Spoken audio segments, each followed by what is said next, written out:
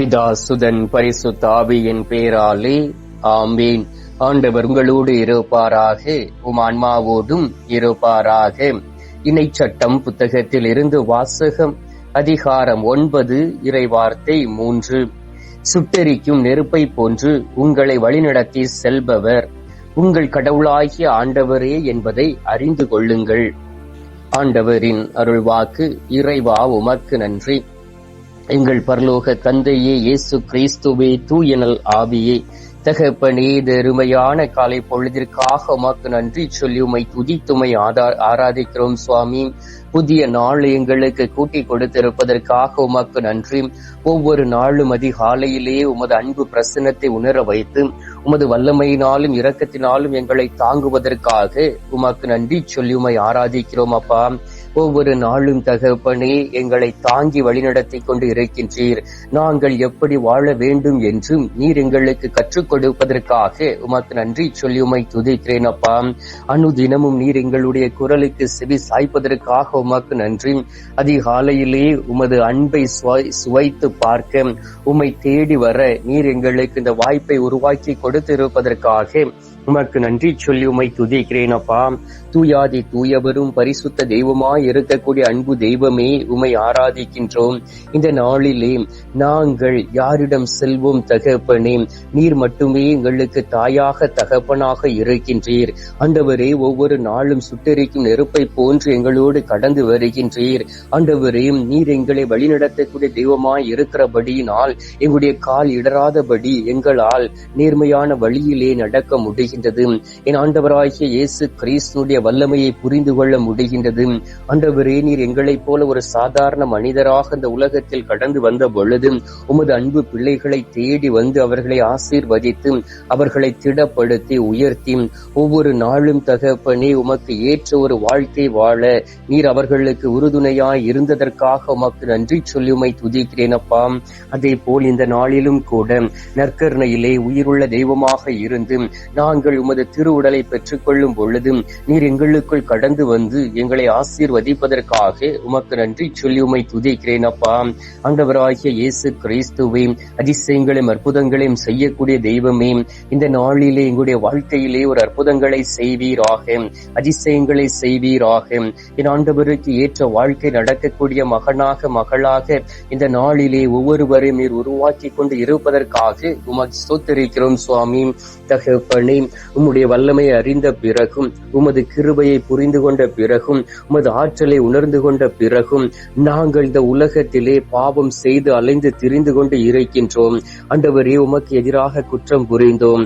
உமக்கு எதிராக நன்மையானவற்றை செய்யாதபடி இந்த உலகத்திலே வாழ்ந்து கொண்டு இருக்கின்றோம். தீயனவற்றை செய்து தீமைக்கு துணை சென்றும் ஆண்டவரே, நீர் கொடுத்த ஆசீர்வாதங்களையும் வல்லமையும் புரிந்து கொள்ளாமல் வாழ்ந்து கொண்டு இருக்கிறோம் சுவாமி. ஆண்டவரே, இந்த நேரத்திலே நீர் எங்களை மன்னிப்பீராக. பாவ சுமைகளோடு உமது கல்வாரி சிலுவையை நோக்கி கடந்து வந்திருக்கிறோம் அப்பா. இயேசு என்கின்ற ஈடு இணையற்ற நாமத்தினால் அற்புதங்கள் நடக்கும் என்று விசுவசிக்கின்றோம். ஆண்டவரே, நீர் எங்களை மன்னிக்காவிட்டால் வேறு யார் தகப்பனே எங்களை மன்னிக்க முடியும்? நீர் எங்களை கழுவி சுத்திகரிக்காவிட்டால் வேறு யார் தகப்பனே எங்களை சுத்திகரிக்க முடியும்? ஆண்டவரே, நீர் எங்களை ஏற்றுக்கொண்டு நடக்கவில்லை என்றால் வேறு யார் தகப்பனே எங்களை ஏற்றுக்கொள்ள முடியும்? நீயே வழியும் சத்தியமும் ஆண்டவரே, நீரே வழியும் சத்தியமும் ஜீவனுமாக இருக்கின்றீர். நாங்கள் ஒவ்வொரு நாளும் உண்மைக்கு ஏற்ற வழியில் நடக்க எங்களுக்கு கற்றுக் கொடுக்கின்றீர். இந்த நேரத்திலும் கூட உமது கல்வாரி ரத்தம் எங்கள் உச்சன் தலையில் ஊற்றப்படுவதாக. கல்வாரி ரத்தத்தினால் எங்களுடைய உள்ளத்தை சுகப்படுத்திடுவீராக. கல்வாரி ரத்தத்தினால் எங்களுடைய உள்ளத்தை நீர் தூய்மைப்படுத்திட வேண்டுமோ? கல்வாரி ரத்தத்தினால் எங்களை ஆசீர்வதிக்கவே ஆசீர்வதித்து உமது கிருபையினால் தாங்கிக் கொள்ள வேண்டுமாய் உம்மை நோக்கி ஜெபிக்கிறேன் அப்பா. ஏனென்றால் யாரெல்லாம் கல்வாரி இரத்தத்தினால் கழுவப்படுகிறார்களோ அவர்கள் பரிசுத்தம் அடைவார்கள். அவர்களின் ஆண்டவருக்கு ஏற்ற மகனாக மகளாக மாறி விடுவார்கள் என்று நாங்கள் விசுவசிக்கிறோம் சுவாமி. இணைச்சட்டம் 28:1 வாசிக்கின்றோம். உன் கடவுளாகிய ஆண்டவரின் குரலுக்கு செவி கொடு. உலகில் உள்ள மக்களினங்கள் அனைத்திற்கும் மேலாக உன் கடவுளாகிய ஆண்டவர் உன்னை உயர்த்துவார் என்று வாசிக்கின்றோம். ஆம் தகப்பனே, தகப்பனே, இதோ உமது குரலுக்கு செவி கொடுக்கமை தேடி வந்திருக்கின்றோம். ஆண்டவரே, உலகிலுள்ள மக்களினங்களுக்கு மேலாக, அனைத்திற்கும் மேலாக நீர் எங்களை உயர்த்தி கொண்டு இருக்கின்றீர். ஏனென்றால் ஆண்டவரே, நீர் எங்களை உயர்த்துவதுதான் உம்முடைய திட்டமாக இருக்கின்றது. நாங்கள் அனைவரும் உமது பிள்ளைகள், நீர் எங்களுடைய தகப்பன் என்பதை உணர்ந்திருக்கிறபடியினால் நீர் எங்களை உயர்த்தி கொண்டு இருக்கின்றீர். ஆண்டவரே, நீர் எங்களோடு கூட இருப்பதை நீர் உணர வைக்கின்றீர். இதோ அதிகாலை என்று பாராதபடி அநேக மக்கள் என்னோடு இணைந்து என் ஆண்டவருடைய ஆசீர்வாதத்தை பெற்றுக்கொள்ள ஜெபித்துக் கொண்டு இருக்கிறார்களே, அவர்கள் ஒவ்வொருவரையும் தொடுவீராக, அவர்கள் ஒவ்வொருவரையும் ஆசீர்வதிப்பீராக, அவர்கள் ஒவ்வொருவரையும் பலப்படுத்திடுவீராக, அவர்களுடைய பலவீனங்களை எடுத்து மாற்றிடுவீராக.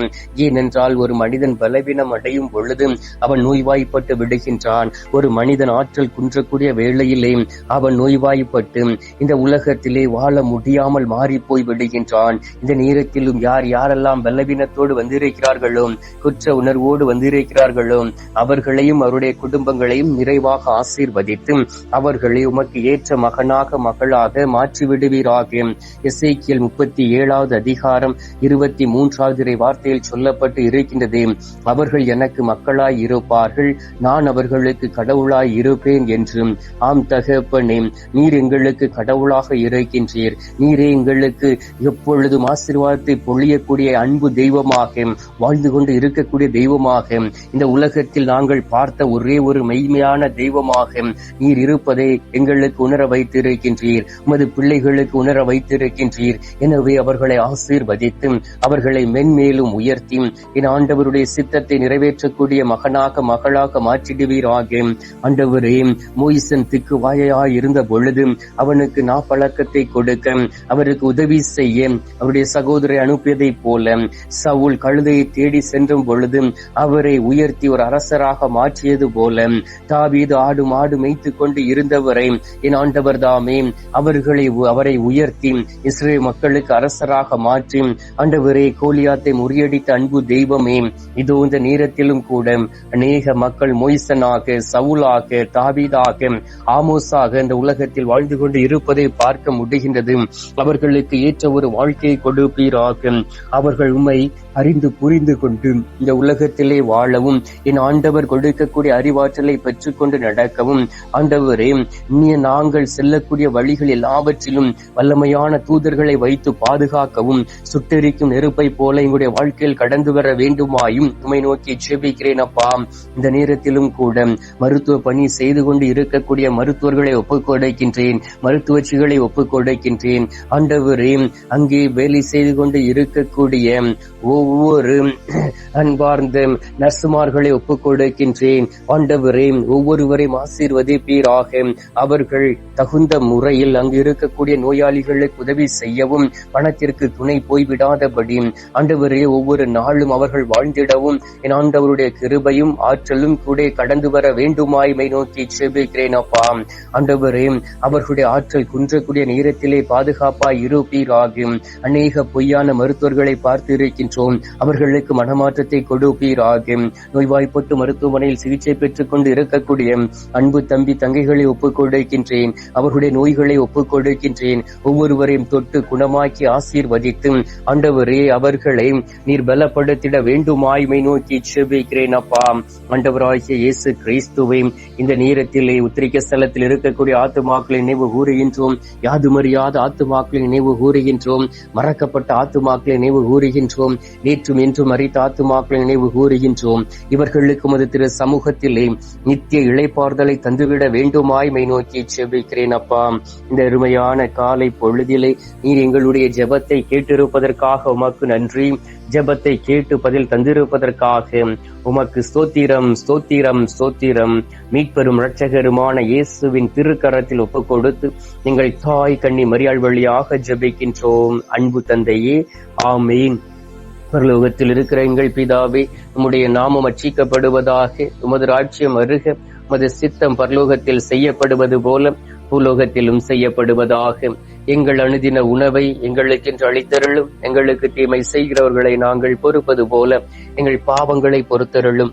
எங்களை சோதனை விழவிடாதையும் தீமையில் இருந்து எங்களை ரட்சித்தருளும். ஆமீன். அம்மா தாயே, ஆரோக்கிய மாதாவே, வேளாங்கண்ணி அன்னையே, அமலோற்ப தாயே, பூண்டி மாதாவே, தினமும் எங்களுக்காக பரிந்து பேசும் அன்பு தாயே, இந்த நேரத்திலே உமது அன்பு பிள்ளைகளாகிய எங்களுக்காக பரிந்து பேசி உடல் உள்ள சுகத்தை பெற்றுத்தர வேண்டுமாய் மை நோக்கி ஜெபிக்கிறோம் தாயே. அருள் நிறைந்த மரியே வாழ்க, கர்த்தர் உடனே பெண்களுக்குள் ஆசீர்வதிக்கப்பட்டவள் நீரே, உம்முடைய திரு வயிற்றின் கனியாகிய இயேசும் ஆசீர்வதிக்கப்பட்டவரே. அஜிஷ்ட மரியே, சர்வேசுடைய மாதாவே, பாவிகளா இருக்கிற எங்களுக்காக இப்பொழுதும் எங்கள் மரண நேரத்திலும் வேண்டிக் கொள்ளும். ஆமீன். பிதாவுக்கும் சுதனுக்கும் பரிசுத்த ஆவிக்கும் மகிமை உண்டாவதாக. அதில் இருந்தது போல இப்பொழுதும் எப்பொழுதும் என்றென்றும் இருப்பதாக. ஆமீன். ஆண்டவர் உங்களோடு இருப்பாராக, உம் ஆன்மாவோடும் இருப்பாராக. எல்லாம் அல்ல இறைவன் பிதா, சுதன், பரிசுத்த ஆவி உங்களை நிறைவாய் ஆசீர்வதிப்பாராக. ஆமீன்.